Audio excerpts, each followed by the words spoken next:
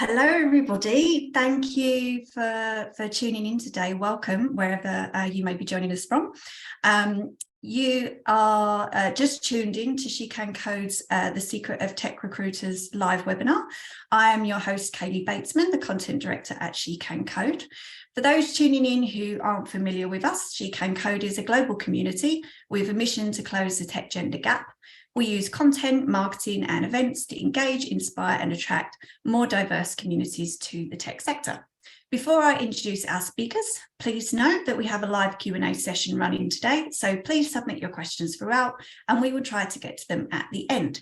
So let's kick off with my two wonderful guests for today, Michael Connelly, Quant Research and Technology Recruitment at GSA Capital, and Philip Veal, Talent Acquisition Partner Technology at TrueLayer.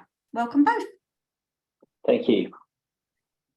Hi, thank you. Hello, thank you so much for joining us for this discussion today. Can we kick off with a bit of background about both of you just to set the scene? Michael, can we start with you? I was hoping you were going to get Phil first, but there you go. Sorry, Michael, straight in. No, my pleasure. Hi, guys. Michael, I've worked in recruitment for over 10 years now. About half of that spent on the agency side before I got the opportunity to come and work in GSA Capital to help scale up our recruiting efforts within our technology and quantitative research sort of spaces. So, yeah, I don't know what secrets I have to sort of share, but yeah, I'll try my very best to answer any and all questions that you might have. Good. And Phil, yourself. Awesome. Yeah. So hi everyone. I'm Phil. I've been in recruitment for coming up to 8 years now. Roughly the last 4 or 5 years, been working internally, and then previous to that was in agency. I've worked for a few different companies internally, like Nando's, Booking.com, and I'm now at TrueLayer driving the tech growth across the business, with a keen focus on everything diversity and inclusion related. So yeah, hopefully I can share some wisdom with you all today. Fabulous. Thank you. As mentioned, thank you both so much for chatting about this, because it's a popular webinar for us. So hopefully we have a really good discussion today. But we'd love to kick off with the first question about what makes a good application. Can you share us what you both tend to look for when looking at an application? Sure. Do you want me to go on, Phil? Yeah, I was going to say you jump in first, and then I'll just piggyback. The first victim, Phil. Yeah, sure. No, perfect. Yeah, sure. So what makes a good application? I think there's so it's dependent on loads of different things, right? A good application can look different in so many ways, depending on who's kind of applying and who's sort of looking at the application, whether it's a recruiter or perhaps a CTO or someone like that. So there's no kind of one size fits all really. What I would say is there's loads of great ways you can kind of construct a CV. There's loads of social platforms you can use, things like LinkedIn. We're seeing Twitter grow more and more, and then platforms like GitHub and Stack Overflow. There's also loads of events, so things like Silicon Roundabout, which you may have heard about, can be great with connecting with people. So yeah, there really isn't one size fits all. I suppose looking at it from kind of a CV or a LinkedIn perspective, I suppose things that kind of stick out really are, kind of, is it clearly formatted? Is it quite well defined? Is there kind of a good structure and a good overview of experiences and projects and skill sets? Any recommendations? And yeah, like I mentioned, links to things like GitHub, personal projects, portfolios, always great to see as well. Yeah. Michael, is that something that you agree with? They're all the first 100%. Yeah, I think if you're presented with something that's clearly and immediately a mess to sort of look at, it automatically kind of puts you on that back foot. So it's an immediate sort of kind of point of negative that you want to avoid. You want to kind of have someone looking at your CV from a positive light from the get-go.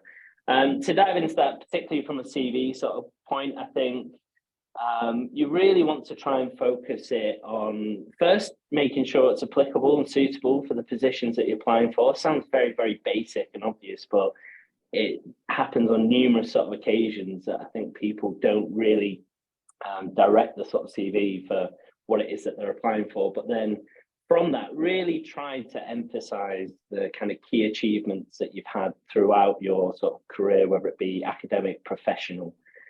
We I think particularly don't want to just see a sort of list of sort of responsibilities and things that people do. We want to see what really differentiates you from the crowd of, X amount of candidates that you're ultimately sort of competing against. So really try to sort of demonstrate whether it's individual or part of the team where you've really added value and made a difference to whatever you've sort of been part of. To go beyond that, I think Phil made some great points. I think there's lots of different ways now to try to, again, make your sort of CV stand out, whether it's contributions on open source sort of platforms, you GitHub, your Stack Overflows, whether you can, again, share personal portfolios and side projects, anything on that sort of front. So I think, again, really try to differentiate yourself from everyone else that you've got to try to assume has a similar background, at least, to what you have. And then there's lesser things, I think, like, it could be stickiness to if you are somebody that's already been working, so how, your tenure at other sort of places that you stay to. And then even things like transparency. Often people try to hide whether, if it's a degree classification, for example, they're not particularly sort of proud of. It's quite obvious, I think, for us that are sat in our seat when it's not sort of included. So just own it and take it as part of it and try to demonstrate that, you might have had certain obstacles or things that you've had to overcome, but, through your experience or other sort of things, that's how you try to do this thing. Yeah. Yeah. I mean, you both mentioned there about tailor an application. Do you find as well, I used to do it, you think you're tailoring something and you're not, and you haven't actually done the keyword search, and it might use the name of the company that you applied for in the last one. Do you see that a lot, and you see that as a red flag and you think, yeah, they've used the name of the last application, or there's some typo in there that is for a completely different application? Do you see that a lot, where just people have not taken the time to go through and just check that they have actually tailored it and created it for that application? Yeah, definitely. I think where I personally kind of see that quite a bit is in cover letters. So we don't personally sort of require cover letters or anything like that, but I think one thing you can see is when it's just kind of the same template structured for every company, and if someone's applying for the same role 10 times, not saying you have to do 10 tailored cover letters, but making it a bit more specific can really kind of stand out, I think. And I don't know if you agree, Mike, but you can just tell when someone's kind of copy and pasted the same thing over and over again. And like you say, you get mistakes like, the wrong company name in there, or the wrong job title, or something like that. I suppose the best way to probably think about it is when you're applying for a job is it's your first introduction to a company, or it's your first introduction to a recruiter, or somebody within the tech space. And you only get one first introduction, right? So you want to make sure that you absolutely nail that. And that's kind of what I always actively encourage people to do, is just take a bit of time, double check it, ask someone to look over it, and just ensure you're happy with what you're putting forward. Do you give anyone the benefit of the doubt when you see a mistake like that? Do you think, well, I'll go and at least look them up on LinkedIn, or do you just think delete? I'd certainly look to give them, I think, the benefit of the doubt. Good. That's nice, I would still look at a CV, but Phil's bang on in that, it sets you off immediately on that kind of negative sort of footing, or you already have an element of bias before you then go into sort of someone's CV, when it comes to then evaluating other sort of key features that you're sort of looking for from that sort of individual. So we're similar to Phil, we don't require covering letters, but absolutely, if you want to include one on the basis that you believe that is another opportunity to present yourself in a sort of different light, then absolutely. But then take the care to make sure that what it is that you're presenting to these sort of companies is, like you say, first of all, applicable and correct, and shows that you've taken that sort of time and attention to detail in what you're sort of putting together. But yeah, I'd be lying if you say, if I was saying that you weren't already making certain assumptions based on, if you're seeing an obvious sort of templated, every size sort of fits all sort of cover letter. Yeah. We've spoken a little bit there about some of the red flags, and what other things do you think candidates shouldn't do on an application? Go on, Michael, do you want to take this one first? Yeah, okay, yeah. It might sound like a tough balance.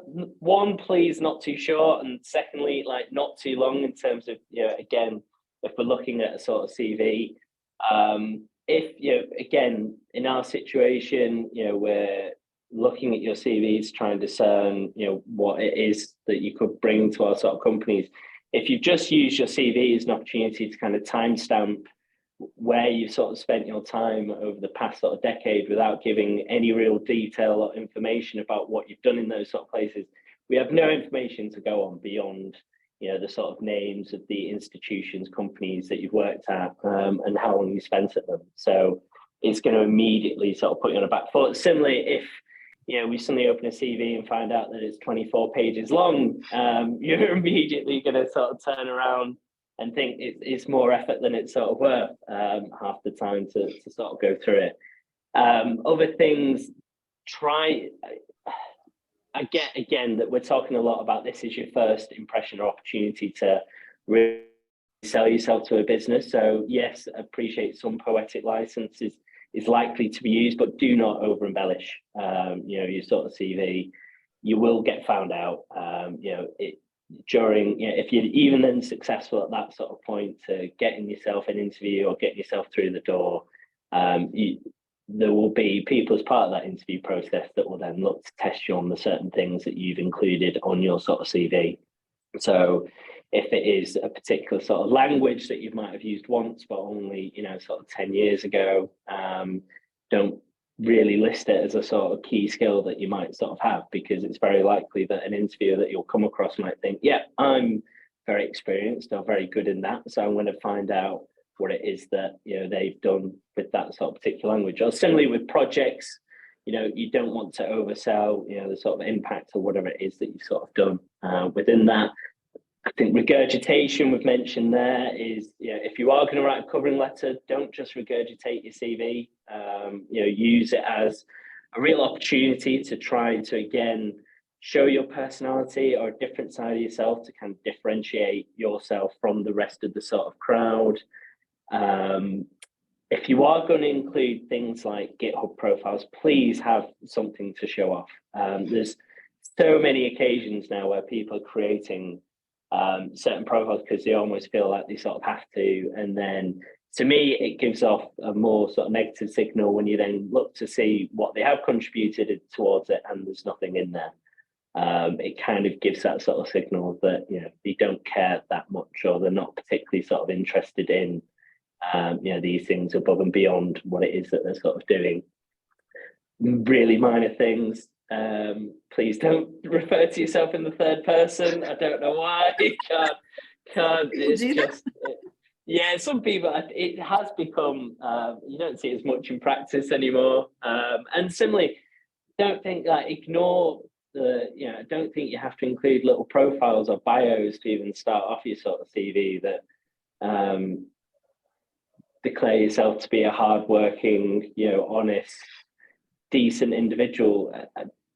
I'd like to make that assumption, based on, that's who everyone is and what everyone's going to bring to a sort of company. So it's not going to discernibly differentiate yourself, I think, from the crowd. It sounds like there are quite a few things that you look for, Michael, when somebody sends you an application. I'd be quite frightened at this point. Phil, do you do the same thing? Do you see red flags like that and you think, actually, can you tell when somebody's really oversold themselves, and then you might speak to them in the first screening and think, actually, you don't match what's on your CV?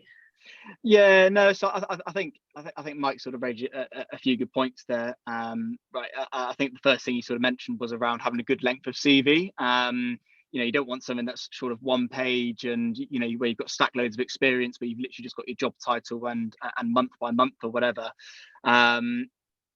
But equally, you don't want to get carried away, right? And you don't want to go really in depth and have a massive overview of each role, because before you know it, you've got a 10, 15, 20 page CV. And look, it does happen. You see it and you go, oh, I've got to read through an awful lot of stuff here, right? So look, you can counteract that. You can put links into your experience, like links to projects, other pages and things like that. Yeah, and look, to answer your question, you can kind of tell when someone's perhaps over egging it, and yeah, like Mike sort of said, like there's no need to do that, right? Because it will come out, and that's not because we're nasty recruiters or anything at all like that, or we're trying to sort of prove you wrong or anything. It's just that as you go through the stages, we're almost kind of that first line of introduction to a business, so we will ask you around it, and then as you go through the process, you will speak to more senior people within technology. You'll speak to perhaps senior engineers or hiring managers, and they'll ask you about it. And not here at TrueLayer, but at previous companies, I have had it when hiring managers have said to me, look, I spoke to this particular candidate about this, and it came out that they had no experience. So it does come out, and it's just a bit of a hard fight back from there, essentially. So yeah, but no, other than what sort of Mike mentioned, there's nothing more really. But the first thing that I'd be really conscious of is just make sure your CV is a good length, and yeah, make sure it's kind of accurate to what you've done, and yeah, where you want to go. There's a really good point around sort of having personal profiles and things like that. And yeah, there is a template, and there's loads of templates out there where it does say things like I'm an honest, hardworking individual and things like that. Look, I'll be completely honest, when you do see that, you do just kind of skip through it, because it's like I've read this before and I'm going to read it again. Put something interesting in there if you're going to do it, like let people know that you're into sports, or let people know that you volunteer 2 days a week or something like that, or you like to walk your dog or whatever. Put something a bit different in there, something that we can kind of have a bit of an icebreaker with you, to get the conversation off the ground. Yeah, and I suppose to remember that person before you've even spoken to them, as in their cover letter it said something interesting. We spoke a lot about CVs and including a CV obviously on your application, but should you use your LinkedIn as your CV or have a separate one? Yeah, so again, there's no kind of one size fits all, right? I think it depends on kind of the situation. So if you're on LinkedIn and it's a LinkedIn easy apply, it's really easy just to kind of apply with your LinkedIn page. It also depends on how up to date your CV is. We're seeing LinkedIn become more and more as a job application tool, but obviously there's much wider benefits as well. What I would say is that if you do have a LinkedIn page, make sure it's kind of up to date. Just give us a bit of context about what you're doing there. We're not asking you to write loads and loads of literature and be really sort of intricate with it, but put a bit of kind of meat to the bone, I suppose, and just say, look, this is what I'm doing here, or this is the technologies I've worked with here. And just it would be beneficial to invest some time into it to make sure it's up to date, it's relevant, with your experiences, with your skills. Don't be afraid to ask people for recommendations, and also give them out yourselves. I suppose kind of my word of advice on this would be just try to make sure both are up to date as possible. In that case, if you are kind of stuck and you do see something that you like and it does require a CV, you can kind of ping that over straight away.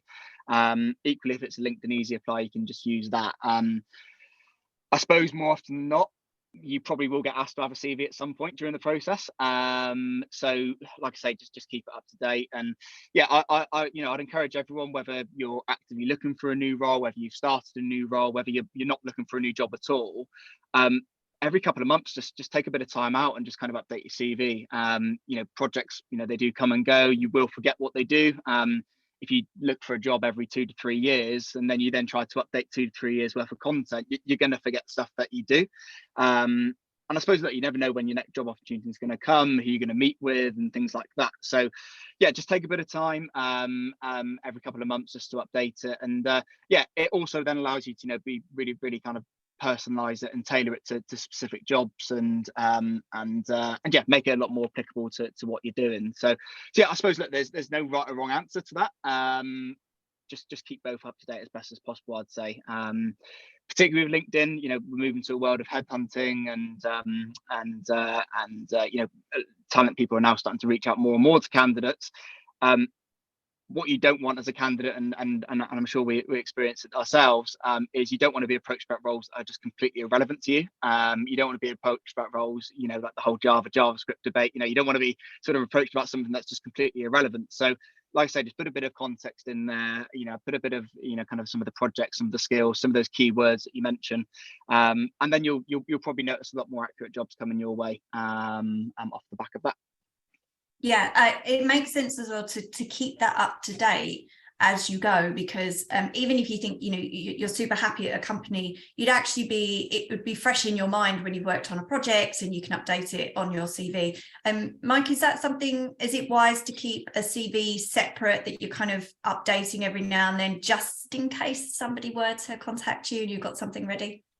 Yeah, I think so. It's a similar thing to what Phil was saying there as well about, if you're on LinkedIn, the big question to ask yourself is why you want to be on there in the first place. Like, what is it that you're looking to get out of it? And half the time it is that, you know, you want to make yourself almost searchable for, you know, whether it's headhunters, external or internal, that could be interested in you based on your skill set. So as a result of that, you know, it's absolutely worth including enough information such that people can recognize what it is that you're doing. And get some sort of detail such that they can kind of look to try to make those evaluations. And as Phil said, hopefully it's then ensuring that any approaches are as accurate and as applicable as they sort of can be. To answer the question sort of straight up, I personally prefer I'm not a massive fan of the general layout that comes from, you know, the sort of LinkedIn sort of CV, but again, that's usually because it's very then sort of brief on top of that as well. So I just, you know, it's personal preference just from a sort of visual aesthetic, you know, sort of point of view. It's not again to sort of say I'll rule that out. There might be other factors as to why people sort of use that, whatever that may sort of be. So I would prefer, to keep it sort of separate. And then, Paul makes a very good point there about it's not a bad exercise, you know, in terms of even just to reflect where you are in your kind of current career. By then, you know, updating your sort of CV, it really makes yourself kind of reassess what it is that you've done, what impacts that you've sort of made. It will then help you when it even comes to, you know, if you're already currently working, you know, end of year reviews or, you know, half year reviews or anything along those sort of lines in terms of kind of knowing your value, your worth, and being able to sort of reassess what it is that you want to do in your career. Yeah, you just mentioned layouts there. I suppose it's important not just to update the wording, but also to update the layout, because I'm sure there's lots of people that haven't updated their CV since about the year 2000, and that you could probably tell that when you open it. It's not just about the words, but also the way it looks and feels. Is that something that you only really get from, you know, graduates? You would hope that they've been through at least a CV clinic and somebody has seen that. But if you've been in the workplace 15 years already and maybe nobody's looked over your CV, can you tell that? Do you mean if they're still using Comic Sans as a font? Right, yes. Immediately, out the door. I'm not too fussy in the sense of being very sort of strict in terms of what the format must be. It's just as long as it's aesthetically sort of easy to work your way through, you know, what that person has done, where they've sort of worked. It's not too wordy, you know, so it's easy to just kind of navigate your sort of way through it.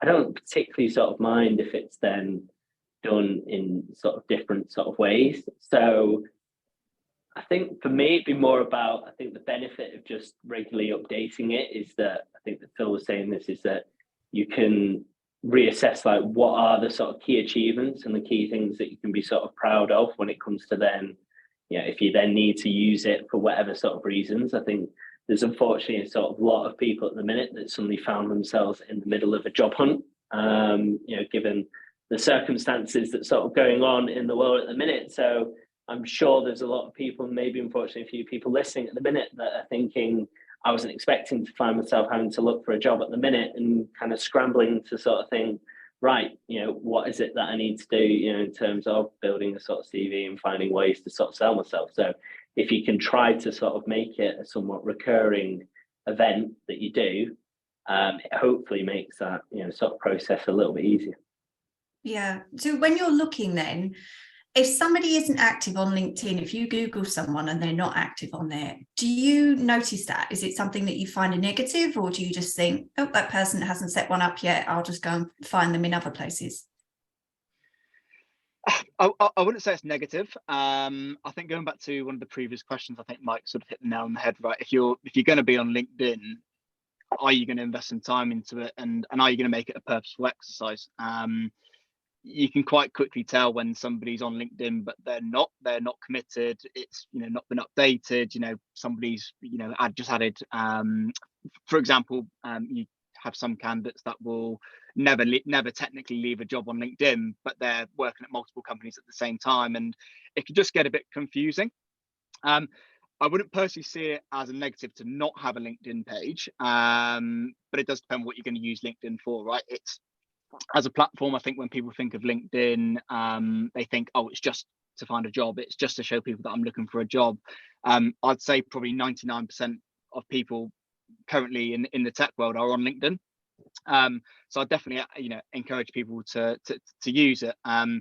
But as I say, there's so much more to LinkedIn than just finding a job. You can connect with like-minded professionals. You can jump on things like LinkedIn Learning. You can, and obviously, find things like jobs and so on.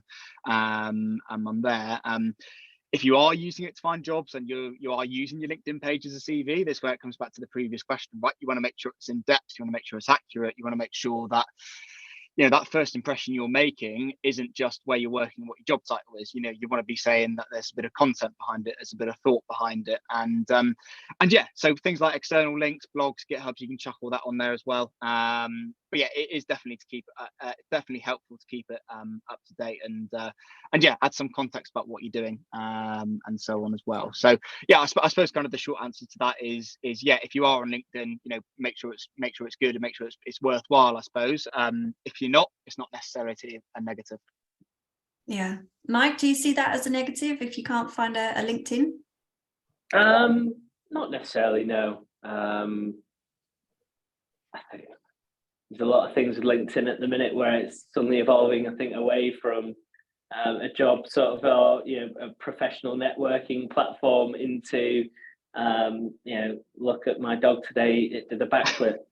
Isn't that amazing? And somehow traversing that into some kind of status update about, how you should always look for the small things in life, and please contact me then for jobs if you also enjoy the small things in life. Strange tangent there, I know, but no. So I don't think it's this hugely negative thing of one, if you're not on LinkedIn, or two, if you then, I think the question was obviously if you're not particularly active on there. I work a lot of my sort of functions working with external sort of agencies and suppliers, and I kind of cross-reference this with them, and again for them it's not a thing that particularly sort of it's hugely high, in terms of something that they'd notice as to, oh look, they've not been active for this amount of time, so I'm going to rule them out in favour for another sort of candidate. I think the general consensus and thing that did come up though was that if you are then actively looking, or in a position where you need to start looking, then being more active on LinkedIn will tend to put yourself, say, higher up in the feed, put yourself in a position to make yourself more readily sort of searchable or available. So yeah, in that sort of instance, in that sort of way, then yeah, absolutely. If it's something where you're in that position of you need to look, or you're starting to think about, right, I'm getting itchy feet, or thinking about making a move for whatever reason, then yeah, it's definitely a good way to start to put yourself sort of in the shop window by being active on there without necessarily having to sort of click the button of I'm actively looking for work. Yeah, and we've spoken a little bit there about LinkedIn, which obviously you can use in several ways, and you can include images, not just of yourself but of your work. Recruiters, obviously, they can find you across so many channels nowadays, and a recruiter obviously is going to Google you. So whereas years ago it was a no, you definitely wouldn't put your picture on a CV. Is that still a no? I mean, they're going to go and find you anyway, aren't they? Shouldn't you show a bit of personality on your CV? I suppose it depends on the picture. Yeah, I personally avoid it. It's still a no. Yeah, for me, short answer, no. I don't find that it tends to be hugely additive in terms of my ability to evaluate you as a sort of prospect, and if anything, it can add some bias, arguably, into the sort of evaluation, whether it's conscious or unconscious. And I think a lot of the conversations that are happening out there at the minute is about making sure that when you are getting through sort of CVs, is it almost like blind evaluation in terms of ensuring that there aren't any things that can bias what it is that you're looking for. So for me, I would sort of avoid it. I wouldn't necessarily do it. If you want to do it, again, though, feel free. If you want to think that here's an amazing way that I can differentiate myself by putting a video together that can portray to me why you'd make an exemplary candidate and really show off your candidacy, then why not? I've not seen it done yet. I'm open to it. But yeah. Phil, have you seen that? Someone made you a video to say this is why you should pick me? No. No, like just kind of echo from Marcus sort of mentions there, like I don't personally see the benefit of it. I mean, I've never worked at a company that would ask candidates to include a picture, or would reject someone because they haven't included a picture or anything like that. And yeah, look, it just opens up a whole other kind of worms right around biases, unconscious bias, and so on. That being said, as a candidate, if you feel that you have the need to, by all means do. I know on the continent there's a particular platform that helps you write CVs called Europass, and a lot of CVs come through there with pictures on. That is probably why I'd say you do tend to see a lot more sort of pictures on CVs and so on, but there's absolutely no prerequisite. Don't ever feel pressured into doing it. And as Mike said, I just don't personally see the benefit on that myself. Yeah. So throughout this conversation, we've spoke a lot about red flags, and you guys have shared a few things when you first see a CV. Is there any advice that you would give our listeners, and not just on their CVs even, but perhaps when they make it through to the first interview, or anything there that you would share as good advice? Yeah, sure. So I suppose, moving away from kind of the CV specifically, I think the biggest piece of advice I give anybody is just be yourself. I don't think anyone should get a job based upon trying to act like somebody else, because then when you start the job, you're going to get quickly found out, right? Whether that's a personality thing, or whether that's you say you can do something and you can't, like a skill side of things. Just be yourself. That's ultimately what people are looking to hire for. I think sometimes interviews are naturally a nervous and quite anxious time for people. And what you want to do is like I say, just sort of act as who you are. You don't want to sort of build yourself up. You don't want to think about it too much. Think of it more as a conversation as opposed to an interview, right? And then when you kind of switch it like that and you think, okay, I'm just having a chat with somebody that's a like-minded professional, it actually becomes a lot easier, right? You find yourself talking about similar things and so on as well. So it kind of completely changes the mindset of you going into that interview.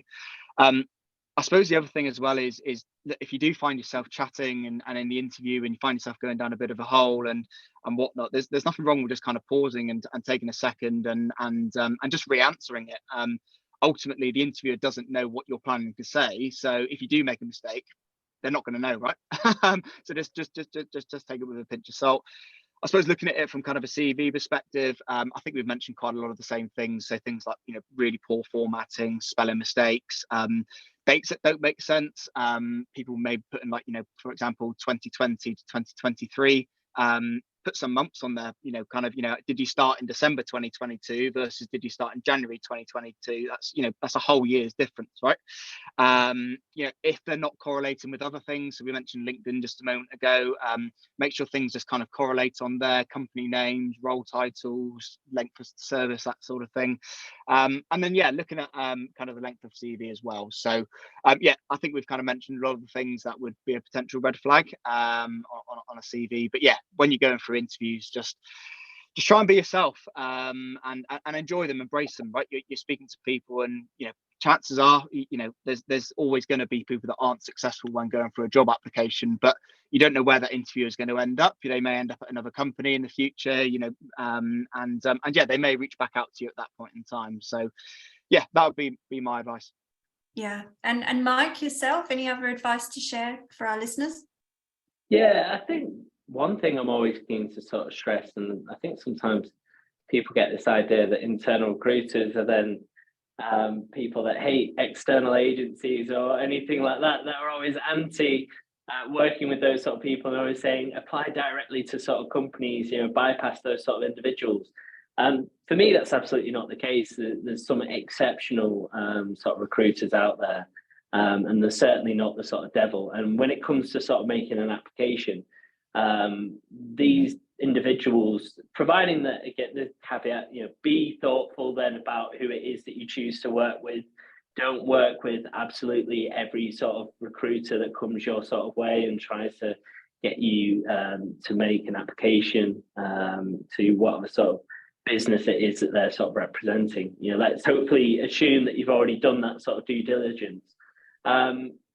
When it comes to then differentiating you or proposing you to a sort of business as to why you would make an excellent sort of candidate, these sort of individuals can be massive sort of value adders when it comes to actually giving you and getting you that opportunity to, first of all, get your foot through the door, but then two, in terms of like helping you through that sort of interview process itself, whether it's through interview preparation or whatever it may sort of be. So yeah, on that front, absolutely don't feel like you have to make all these sort of applications yourself. Be thoughtful about how it is and who it is that you want to sort of represent you.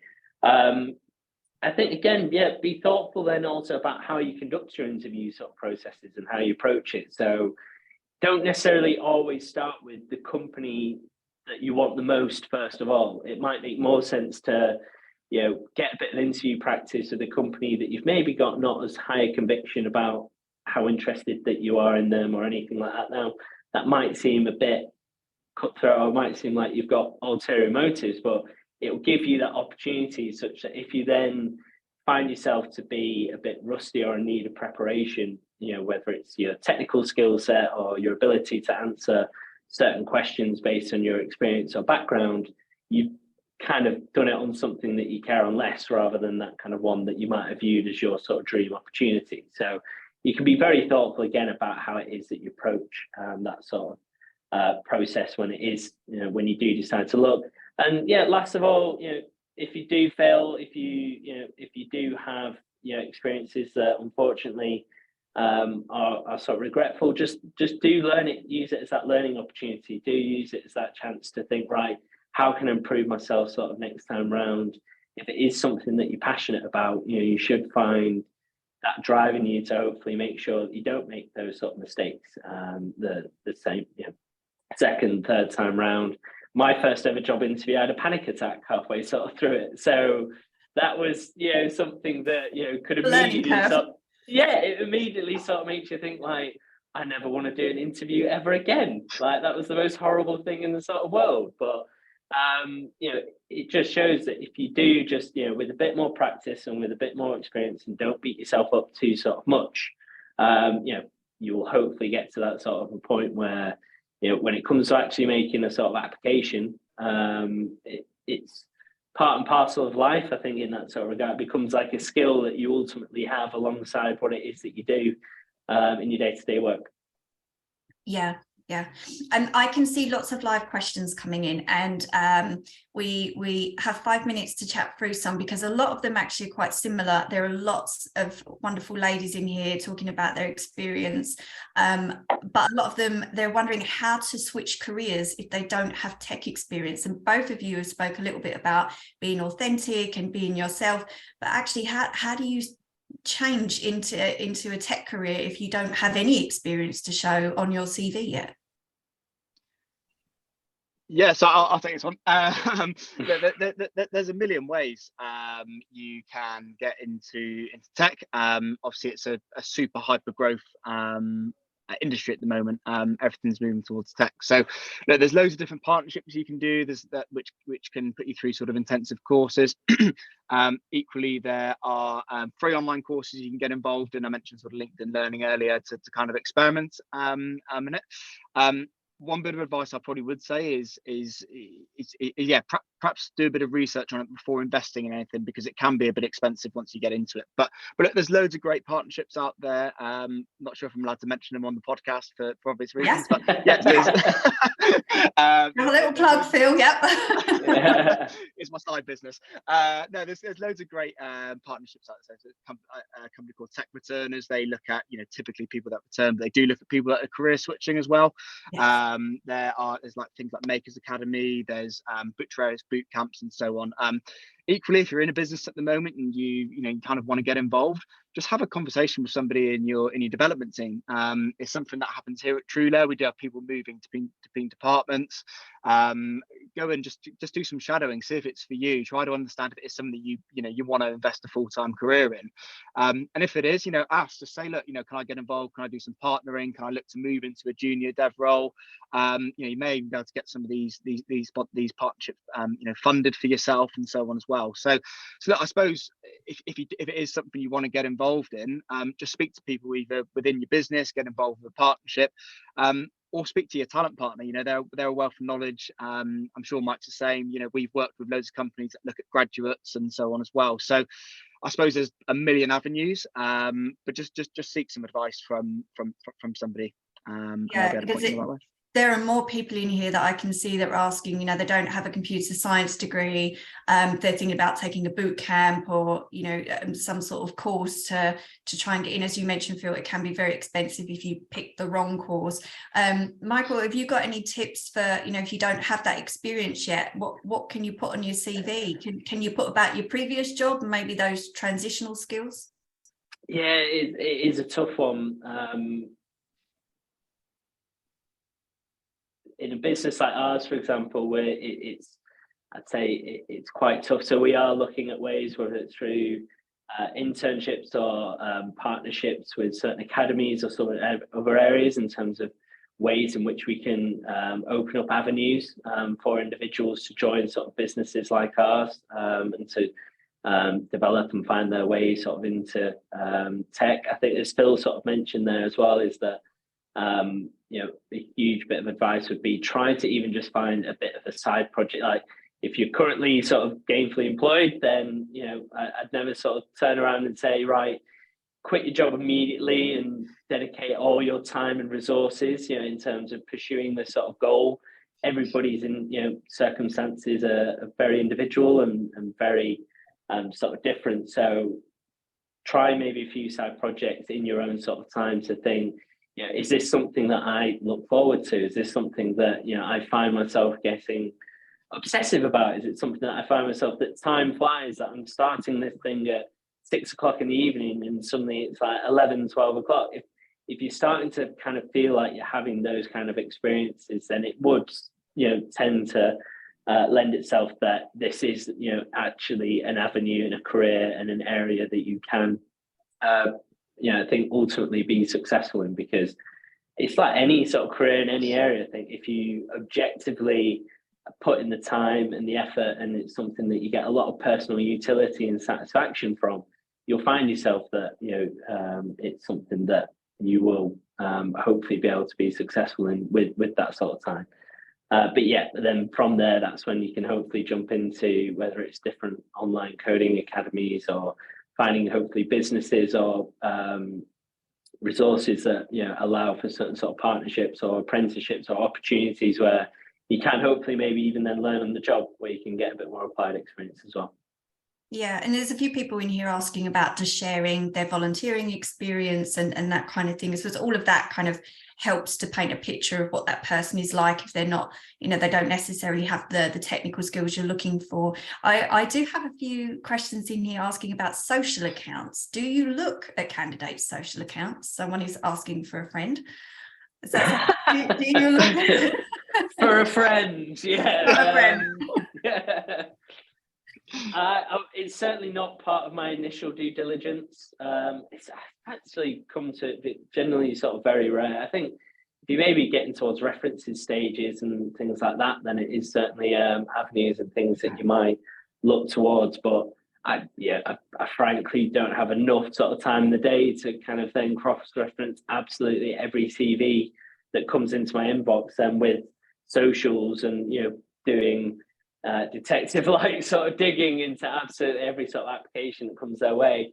If you've then established that, you know, this might be a very serious prospect for your sort of business, then yeah, you know, that's when you might look into doing a bit further sort of due diligence on that sort of front, to ensure that someone's socials is an accurate representation of them as an individual, and ensures that there is things like their values and, you know, other sort of things are consistent with what it is that, you know, as a firm are central to who it is that we are and who it is that we think, you know, what we sort of represent. Because I'm sure there's clearly enough examples that people have seen out there, unfortunately, where things have come out from a previous sort of light that, you know, doesn't necessarily reflect that well on them. So, you know, it's always worth ensuring that these things are consistent and correlate with what's important to you and us as a business.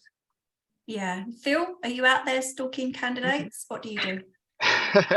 No, absolutely not. Similar to what Michael mentioned, like, we just don't have enough time in the day to go through every single candidate's social media accounts. You know, there's so many out there. I suppose there's probably two things I'll probably add. I suppose one is, if you're asking yourself the question, do people check social media accounts and so on? I suppose I'd flip that back onto yourself. Is there something out there that you don't want people to see? Is there something, you know, something like that, right? So at which point, you know, it's probably a bit more of a reflection for yourself to take some time and so on. And secondly, look, you know, people are using alternative social media companies, things like Twitter and so on. Look, if there's content on there that you do want to share, you know, because let's not look at it from just a negative sense, but if there is things on there like, oh, I went to this amazing sort of event, here's a bit of a speech or something that I found really insightful or something like that, yeah, by all means, feel free to share it. But yeah, no, similar to Michael, I'm not going to sit and stalk your profile. That being said, in my 8-9 years of recruitment, I have had one offer, or sorry, I know of one candidate that has had an offer retracted because of something on social media. Won't go into the ins and outs of it for obvious reasons, but yeah, just be mindful of your social platforms is what I'd say. Yeah. Well, that is great advice to end it on, because we are already out of time. There are so many live questions in here, and so we will follow up with answers to these when we post the video as well on SheCanCode.io from tomorrow onwards. So we will definitely follow up on those questions because there are so many flooding in for you. But thank you guys. We are out of time because it has flown by, because it's been so interesting. So thank you so much to Michael and Phil for joining me. Thank you. Pleasure. Thanks for having us. Thank you for everybody listening. As always, thank you so much for joining us, and we hope to see you again on the next webinar.